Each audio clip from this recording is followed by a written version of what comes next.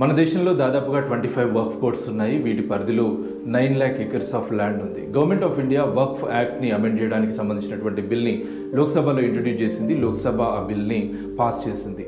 ఈ బిల్లో ఉన్నటువంటి కీ ప్రొవిజన్స్ ఒకసారి అబ్జర్వ్ చేస్తే first one central work council and work బోర్డ్స్కి సంబంధించింది. సెంట్రల్ వర్క్ కౌన్సిల్తో పాటు వర్క్ బోర్డ్స్లో గతంలో నాన్ ముస్లిం మెంబర్స్కి అవకాశం లేదు. ఈ బిల్ ద్వారా నాన్ ముస్లిం మెంబర్స్ని కూడా అందులో మెంబర్స్గా అపాయింట్ చేయడానికి అవకాశాన్ని కల్పించింది ఈ బిల్. సెకండ్ వన్ కలెక్టర్కి సంబంధించినటువంటి పవర్స్. గతంలో ఈ వర్క్కి సంబంధించినటువంటి ప్రాపర్టీస్ని సర్వే చేయడానికి సర్వే కమిషనర్ని అపాయింట్ చేసేవాళ్ళు. ఇక నుంచి ఈ పవర్ని డిస్ట్రిక్ట్ కలెక్టర్కి అప్పగించారు. దీంతోపాటు ల్యాండ్ ఓనర్షిప్కి సంబంధించి యాజమాన్యాన్ని నిర్ధారించాల్సి వచ్చినప్పుడు ఆ పవర్ని కలెక్టర్కే అప్పగించారు. దీంతోపాటు ఇప్పటి వరకు ఏదైనా గవర్నమెంట్ భూమి కనుక వక్ఫ్ భూమిగా ఐడెంటిఫై అయి ఉంటే ఇక నుంచి అది వక్ఫ్ భూమిగా కొనసాగదు అనేది ఈ బిల్లో మెన్షన్ చేసినటువంటి అంశం.